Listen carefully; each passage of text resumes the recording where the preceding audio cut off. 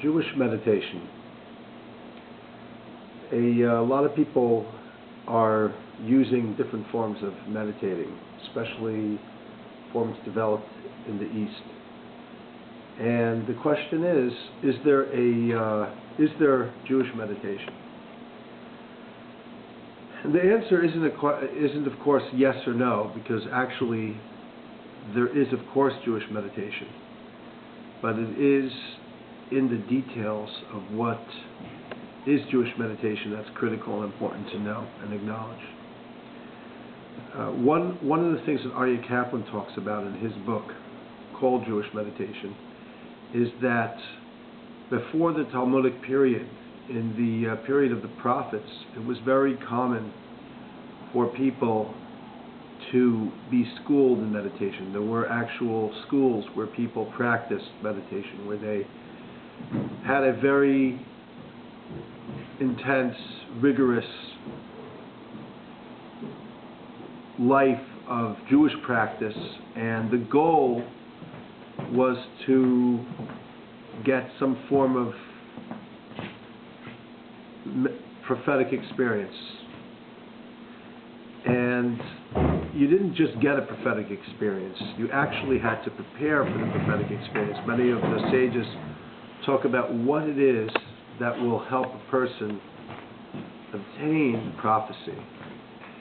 And part of that has to do with piety and with fear of God, religious observance, a pattern of practice, of Jewish spiritual practice that's really important, that's critical. And another part of it had to do with being happy.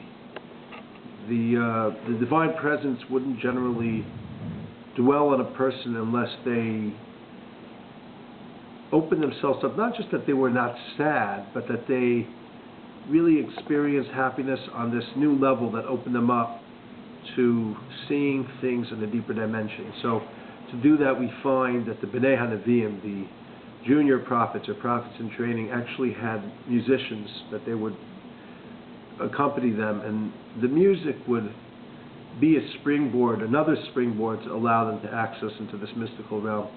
The other, and possibly the most important technique that they used, besides for religious observance and study and prayer and music, was quieting the mind and meditating. And through the process of meditating, that was key to help them gain this form of prophetic insight that may or may not come, but definitely was helped along by the meditative process. Now the question is, what happened to that? Why don't Jews practice meditation as a group? Why isn't it emphasized? Why do we find that it's more emphasized in the East, but not so much in Judaism? And what about music? Why is it that our prayer service isn't often enough saturated with the music that it should be? And the answer, to keep it simple, is that part of the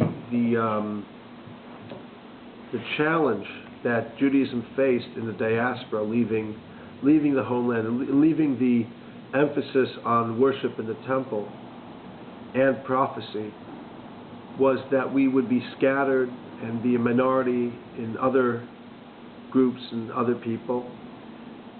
And the allure of idolatry was still strong in the early period, towards the end of the Second Temple period. There was still a attraction to the occult. And if you're not in your own homeland and you're just going to be looking for quieting the mind and trying to get a spiritual experience, or whipping yourself up into a frenzy by using music, that is susceptible to the influence of the culture that you're in. And the rabbis felt it was very important. They said the rabbis taught, the Anshe Knesset Hagdola, they taught three things. You should have a lot of students. Obviously, you need to to be ready to face the diaspora, you need to have a lot of teachers and a lot of students. And they also said you have to make a gate, a fence around the Torah. Right? And what does it mean to make a fence? Is that says you can't just have the direct experience without creating boundaries, because now something to last thousands of years away from its homeland, it needs to really be preserved. So the emphasis became on preserving it. So what we have in our prayers actually is, in the words of like Zalman Schachter, it's like freeze-dried chicken soup. What we have in our prayers, we have great mysteries in our prayers, but it has to be able to be sustainable for thousands of years. So how do you make it sustainable? You have to put in the core ingredients. You have to dehydrate it so that it will last. It won't just get, go rotten right away. And then you have to add a lot of hot water into it and make it come back to life. So that's what we're up against. That's the challenge of Jewish meditation in a nutshell. What is the whole meditation itself? The meditation is when you're learning alone quietly and just taking in the Torah, or is it a form of just doing hisbodedus? What is really meditation? That's what I keep asking myself. I mean, what is meditation? There's different, in a nutshell, there's different forms of meditation. Tonight I'm going to talk about a davening meditation that was developed by the Baal Shem Tov. So davening is actually a form of meditation if done properly. I'm also going to talk about a hisbodedus, a quieting of the mind meditation that the Piaseczna Rabbi talked about, the Rabbi of the Warsaw Ghetto, that essentially is very similar. It's called also a mantra meditation, which means you use one word, repeating that word, like Rabbi Shalom. You could actually ask a bakasha, a request. Rabbi Shalom, I want to have more faith in you. And say that again and again, just quietly for half an hour, and just quiet the mind of any other extraneous thoughts. There's also, learning can also be a form of meditation. And any concentrated period where the mind is focused on one or a small number of concepts rather than just rambling or all over the place is a form of meditation.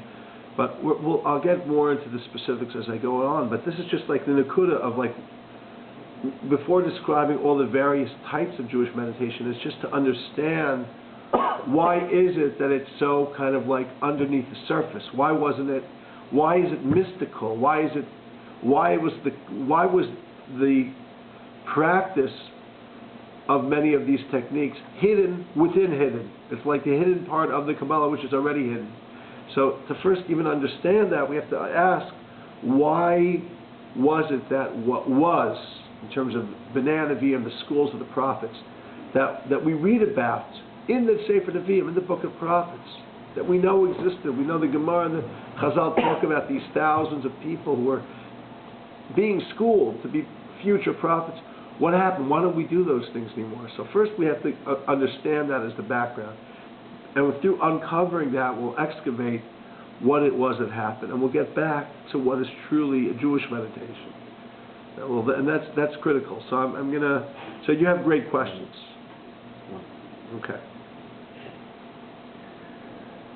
So we're going to finish this kind of intro and get into more specifics. Let's talk about what is most closely associated with meditation, very close. Prayer. Now, is prayer meditation? It can be. There are plenty of psukim, verses, that talk about the content of the prayer rather than just the words of the prayer, the intention of the prayer. In fact, it says in Shulchan Aruch, in the Code of Jewish Law, no, this is already the next one. No, okay.